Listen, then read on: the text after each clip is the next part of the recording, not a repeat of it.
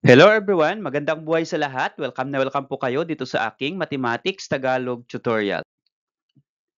Sa video na ito ay papaliwanag ko sa inyo on how to find the equation of a line given its slope and y-intercept. So as grade 8 student ay kailangan po ninyong matutunan kung paano po mag-determine ng equation of a line na ang given ay slope at y-intercept. Magpipresent ako ng different examples para mamaster po ninyo yung lesson. Find the equation of a line in standard form. Okay, so given ay slope m and then y-intercept. And that equation we're going to write that in standard form. At again, ang standard form ay ax plus by is equal to c. So, iba-iba po yung aking example na ipipresent para maintindihan po ninyo. For example, sa number 1, ang slope ay positive, ang y-intercept ay positive. For number 2, ang slope ay negative, ang y-intercept ay negative. For number 3, ang slope ay fraction, the y-intercept is positive. And for number 4, slope is a fraction and y-intercept is a fraction also. So paano po natin yan i-determine ang kanyang equation and write it in standard form ax plus by is equal to c. So ipapaliwanag ko po yan sa inyo. Lahat po yan in step by step. Okay, to start, let us recall the slope and y-intercept form. And what is this slope and y-intercept form? Ito po siya. Y is equal to mx plus b, wherein m is the slope and b is the y-intercept. Using this form, ay ma-determine po natin yung equation of a line. So here, I am going to present it to you kung paano po gamitin yung slope and y-intercept in determining the equation of a line. Okay, so let's have an example. Find the equation of a line in standard form. Again, we can use slope and y-intercept form to find the equation. So let's have this number 1 example. M, or the slope, is 2 and the y-intercept is equal to 4. So how are we going to find the equation of a line with a slope of 2 and y-intercept equal to 4? Okay, ganito lang po yun. Using the slope and y-intercept form, y is equal to mx plus b. So substitute lang po natin yung given na m at yung y-intercept na 4 dito po sa m and b. Okay, so this become y is equal to m, slope is 2, and then variable x, and then plus y-intercept is equal to 4. Ito po ay yung b. So b will become 4 now. Okay, so we have now y is equal to 2x plus 4. So ito na po yung ating equation in slope and y-intercept form. But according to the direction, we're going to write it in standard form. So again, the standard form is ax plus by is equal to c. So, tapat po natin itong ating equation. Ito po yung ating equation. Okay? Lagay ko po dito. Y is equal to 2x plus 4.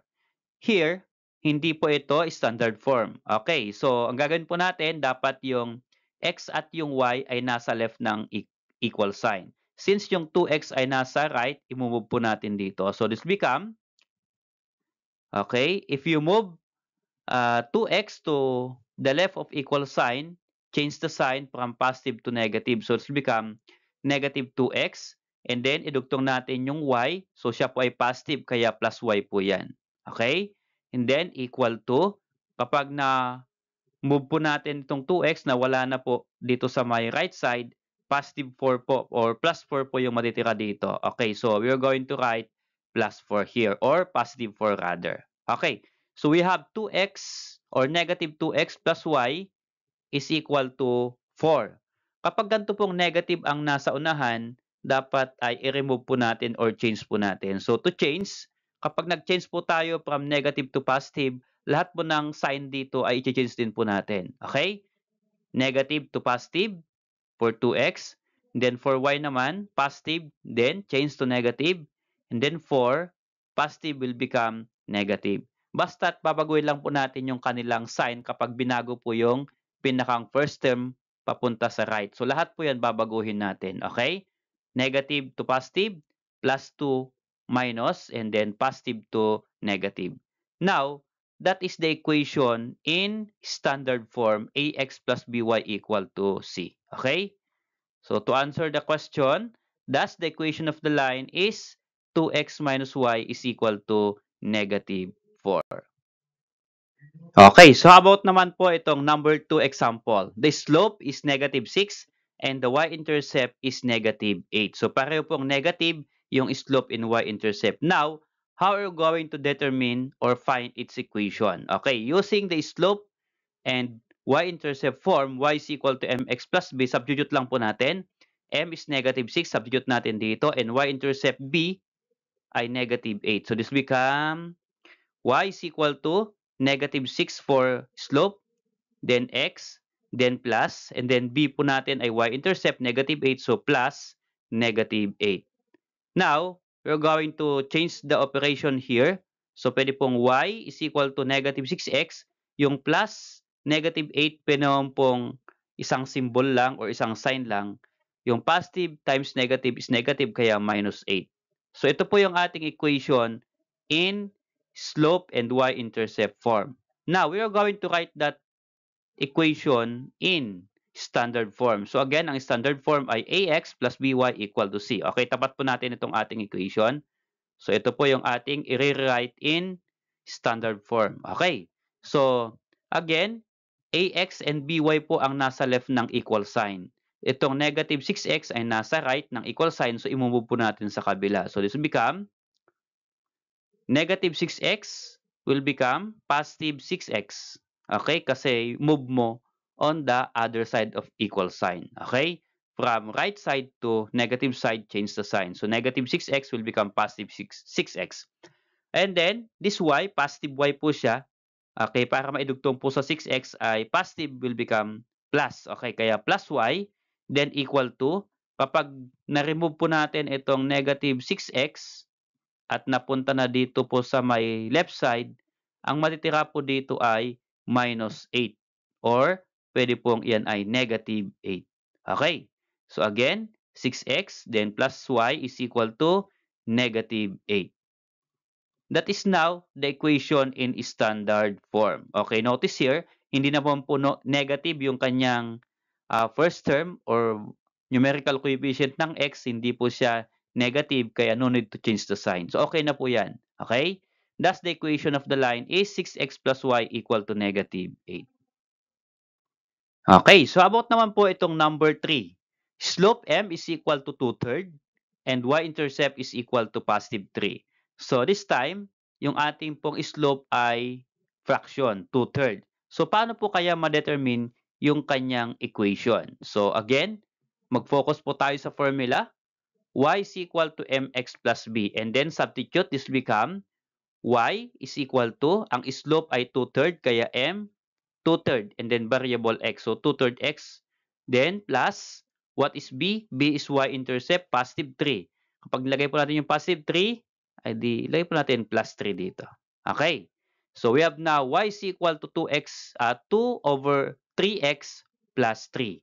How are we going to write this one in standard form? Okay, first ay, ito pong 3, since fraction yung ating slope, i-multiply natin sa iba pang terms. Okay, multiply natin sa y, kaya naging 3y. So 3 times y is 3y, maiwan na po dito. Kasi dapat ito ay walang fraction kapag nilagay po natin sa standard form. Ano po? Kaya itong 3, multiply natin sa y, so 3y. At itong 3 din, may isa pang term dito, multiply din natin sa constant. 3 times 3 is 9. So we have now 3y is equal to, ito po, kapag na-move po yung 3 kasi ni-multiply na sa lahat ng terms, ang matitira po dito ay itong 2. Kaya 2 at yung x, kaya ito po ay 2x. Okay? And then plus, here, multiply natin, sabi natin kanina, 3 times 3, that is equal to 9.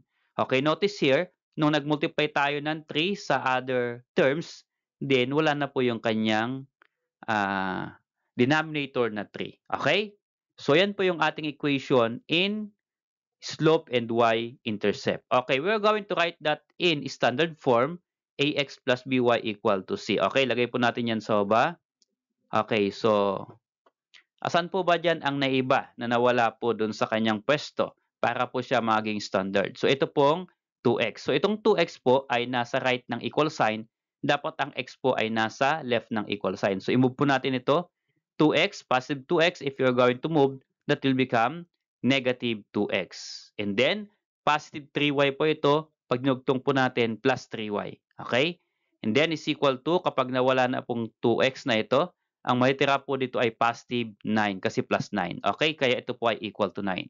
So we have now negative 2x plus 3y is equal to 9. Notice here yung ating first term with variable x ay negative ay i-change natin yan. Okay? But change all the terms.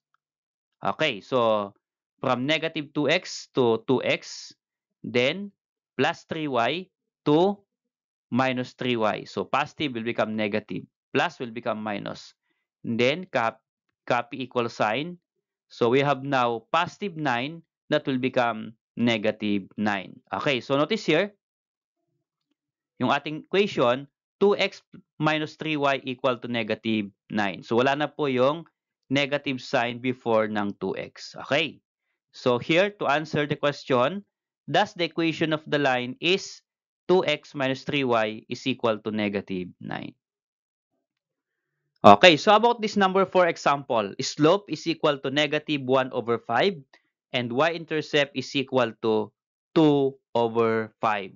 Now, how are we going to find the equation using this slope na fraction and y-intercept na fraction? So, first step, all you have to do is substitute in our slope and y-intercept form. Okay, so ang slope po natin m is negative 1 pip at b po natin y-intercept is 2 pip. So this become, if you're going to substitute, y is equal to m negative 1 over 5. Okay, this one and then variable x.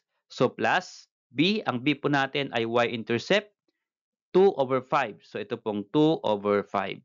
So we have now y is equal to negative 1 over 5x plus 2 over 5. We are going to write this in standard form. Okay. So here, ang gagawin lang po natin dito ay i-remove natin yung fraction. But how? Since ito po ay parehong 5 ang denominator, yung 5 po ay multiply po natin dun sa y. Ano po? Okay? Kasi yung y po, wala po siyang denominator. So, multiply natin yung 5 sa y. So, let's become 5y is equal to, okay?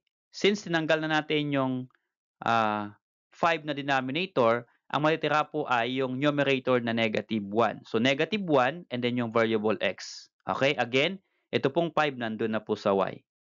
Then, plus 2 over 5. So, yung 5 din po ay idadala din natin yon. Okay, ganito po yun ha. Kapag dalawa po yung kanyang fraction at magkapareho, itong 5 na ito, multiply lang po doon. So, ang matitira po dito ay yung numerator. Okay? Kaya ito po ay negative 1x and then plus ito na po 2. Okay. Here, yan na po yung ating equation in slope and y-intercept. We're going to write that in standard form. So, ito po yun. Kopyahin po natin. 5y is equal to negative 1x plus 2. So, ito pong negative 1x, dapat ang x po ay nasa unahan. So, lipat po natin. And then, change the sign. So, from negative 1 to positive 1. So, actually, ito pong 1, kahit hindi na po ilagay sa before the variable. So, kapag wala po kasi numerical coefficient, again, lagi ko mo sinasabi sa inyo, understood na ito po ay 1. Okay? Kaya ito pong negative 1, negative will become positive kapag minove po natin sa left ng equal sign. So, negative 1 to positive 1, yung positive 1 no need to indicate here. Okay? And then variable x. So, we have now x, and then idugtong po natin itong 5y kasi nasa left din po siya ng equal sign. Positive 5y, that will become plus 5y. Okay? Is equal to, okay, ito pong positive 2. Okay? Kahit may plus or walang plus as sign ng positive, okay lang po yan. Okay? So, we have now x plus 5y is equal to 2. Notice here, hindi naman po negative yung numerical coefficient ng x, so pwede na po yan na ating equation in standard form. So, x plus 5y is equal to 2. That is the answer. Or to answer in sentence, that's the equation of the line is x plus 5y equal to 2. Okay, so dagdagan ko po ng example. Halimbawa po ay ang slope ay fraction, ang y-intercept is fraction also. But the denominator are different. So magkaiba po yung denominator ng slope and y-intercept. So paano naman po kaya i-determine yung kanyang equation? So ganito lang po yan kasimple. Okay, using the slope and y-intercept form, y is equal to mx plus b. Substitute natin yung given. Ang slope ay 3/4. So sa m is 3/4. So let's become y is equal to m is 3/4 and then variable x. So plus, ang y-intercept b po natin is 2/3. Positive po yan kaya magiging plus 2/3. Okay, notice here, yung ating pong denominator ay magkaiba, 4 and then 3. Unlike sa previous example natin kasi, na pareho yung kanilang denominator. So, minsan lang po tayo nag-multiply. Pero pag ganito pong magkaiba ang denominator, ganito po yung inyong gagawin. Okay. I-multiply po ninyo itong dalawang denominator. 4 times 3, that is equal to 12. At yung 12 na yun yung i-multiply natin sa lahat ng terms.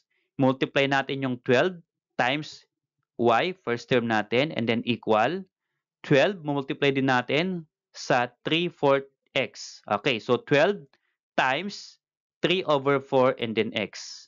And then plus, multiply ulit natin yung 12, 12 times 2/3. Now, we are going to simplify that one. So yung 12 times y, that is equal to 12y.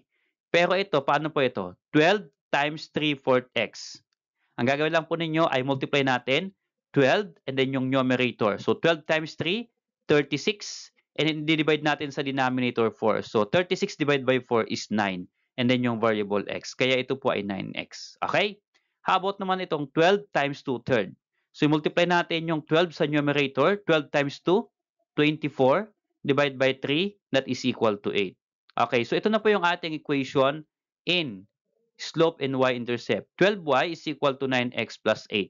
But we are going to write that equation in standard form. Okay, so ibaba po natin dito o ilagay po natin dito yung ating equation. So 12y is equal to 9x plus 8. Using the standard form, ax plus by is equal to c, dapat itong x again ay lagi nating i-move sa first term. Okay, so if you move 9x or positive 9x, that will become negative 9x. So ito po ay negative 9x and then 12y, positive po siya, kaya plus 12y is equal to, nawala na yung 9x, nasa unahan na. So matitira po dito ay plus 8 or positive 8. Notice here, yung ating pong first term, yung ating pong ax ay negative, change sa sign. Ano po? So let's become negative 9x to positive 9x plus 12y to minus 12y is equal to positive 8 to negative 8. So nag-change po tayo lahat ng sign or operation dito po sa ating bawat terms. Ano po? Okay, so this become, to answer the question, thus the equation of the line is 9x minus 12y equal to negative 8. Okay, to end up the lesson, let's have this activity. So let's see how you understand the lesson.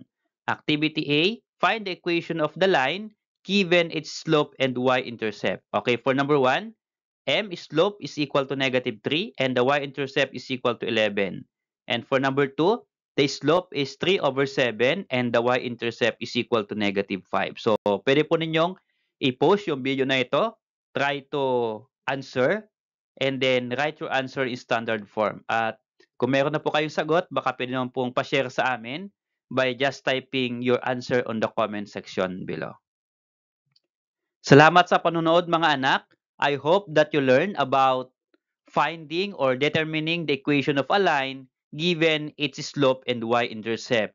See you on my next video lesson on how to find or how to determine the equation of a line given the slope and 1 point.